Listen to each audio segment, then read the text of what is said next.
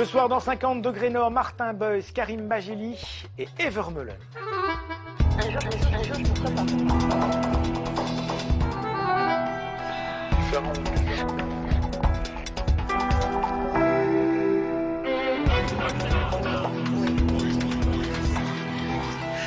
Bonsoir, bienvenue dans 50 degrés Nord, mademoiselles, messieurs, soyez les bienvenus. Dans la troisième partie de cette émission, nous recevrons un musicien qui retourne vers ses racines.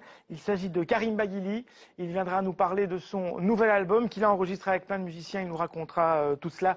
Un très très bel album qui sort ces jours-ci. Nous allons également parler de littérature avec Martin Boyce qui sort un roman intitulé La logique du sang. Ça parle de mort, d'amour et de vengeance. Et nous verrons avec lui tout à l'heure ce qu'il a voulu raconter à travers ce petit roman. Nous allons maintenant parler de littérature avec notre deuxième invité de ce soir. Il s'agit de Martin Boyce, il est belge, il est physicien, il enseigne à l'université de Louvain. Il a assuré la direction du campus de Saint-Luc par exemple à Tournai depuis 2010, mais il ne vient pas nous parler de ça. Il vient de publier un premier roman intitulé La logique. Voilà, La logique du sang. C'est chez Zelig. Le voici, Martin Boyce.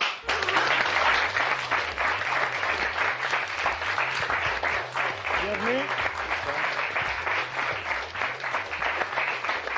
Voilà, c'est un petit roman de 120 pages, mais qu'est-ce qu'il y a beaucoup de choses dedans, dans ce petit roman de 120 pages. C'est assez dense, c'est l'histoire d'un gars qui s'appelle François, qui est architecte, qui est divorcé, qui a un enfant. Il tombe amoureux de Sana, qui vient faire des études en Belgique, qui est une jeune palestinienne, passion amoureuse. Ils vivent ensemble, ils ont une petite fille. Et puis ça se passe moins bien après 2 ans. Elle repart là-bas. Et puis, mais là je ne révèle rien, c'est dans les toutes premières pages. Et puis de retour en Palestine, elle va mourir avec sa petite fille dans l'explosion d'un bâtiment. Et cet homme, d'abord évidemment complètement écrasé par le chagrin, va tout doucement commencer à vouloir des responsables, savoir qui a décidé qu'un avion allait bombarder ce bâtiment dans lequel elles sont mortes toutes les deux.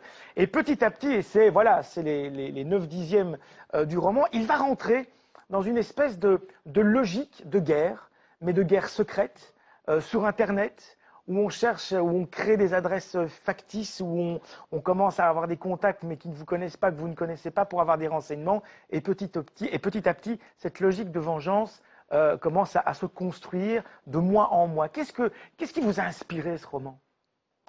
Ah bah oui, c'est ça. On dit voilà, un physicien qui habite Namur, qui est prof et qui publie en plus un roman qui s'appelle La logique du sang. Sur la Palestine, quand même, un petit peu aussi, c'est un sacré dossier.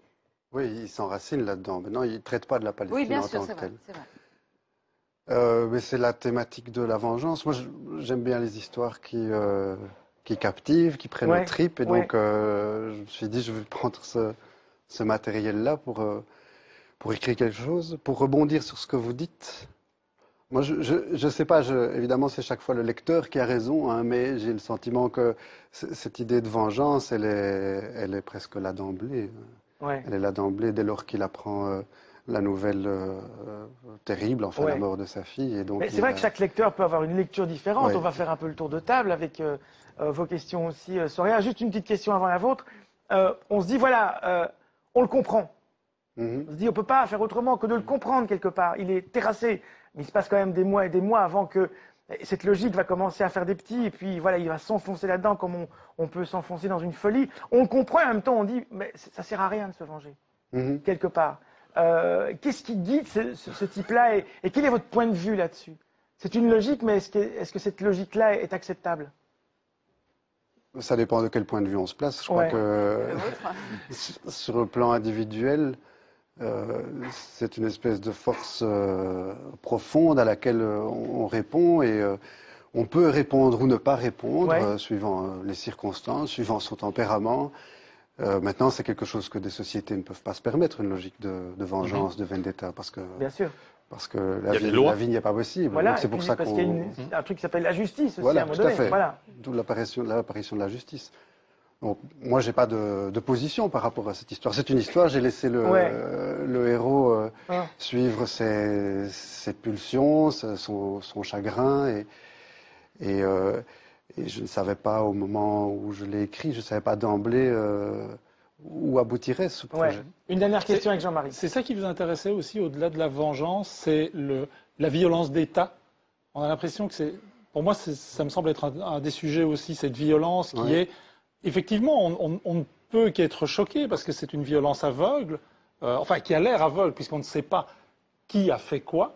Et en même temps, ça tombe paf sur quelqu'un avec des moyens incroyables. Et alors là, on peut le retrouver aussi bien aux États-Unis quand ils balancent des drones. C'est vrai qu'il y a un anonymat, il y a un anonymat dans ce type de crime. Oui, c'est le problème des drones aujourd'hui, qui sont manipulés par des gens qui sont monsieur, madame, tout le monde, qui vont au boulot le matin et qui rentrent après prendre leurs enfants à l'école et qui rentrent chez eux. Ils ont peut-être flingué 12 personnes pendant la journée. Il y a ce côté anonymat que votre héros veut cibler aussi. Oui, il est écrabouillé par ce système, par cette machine, il veut s'en sortir, et donc il imagine, il a ce plan, ce projet, et bon, les choses naissent peut-être pas d'un seul coup, mais... Un tout dernier truc, parce que moi j'ai quand même été étonné, ce héros, à un moment donné, grâce à un complice, va commencer à construire quelque chose, une fausse identité. Il va aller à Lille, il va s'inscrire sur des sites porno pour créer un environnement informatique, une adresse informatique sur laquelle il va recevoir des informations. Tout ça, vous l'avez appris comment? Ça se passe est-ce que vous avez eu des contacts dans les services secrets? Oui, non, voilà. Ouais. Non, mais je me dis, ou alors c'est Non, mais les thématiques de cavale ou de vengeance comme ça, je trouve ça assez fascinant. Et je crois que n'importe qui peut imaginer. Je vais à la gare, je prends un billet dans telle direction, puis je vais dans telle autre, ou je crée une adresse. Le doute et voilà. Oui, créer des adresses factices. Qui n'a pas créé une adresse électronique sous un autre nom que le sien? Enfin bon, il y a peut-être des gens qui n'ont pas fait. Prendre l'identité de quelqu'un d'autre devient plus compliqué. Je vais peut-être, oui, c'est ça, oui. La logique du sang, c'est votre premier roman, c'est aux éditions Zelig. Voilà, c'est un petit roman assez dense, vous l'aurez compris, sur plein de thématiques.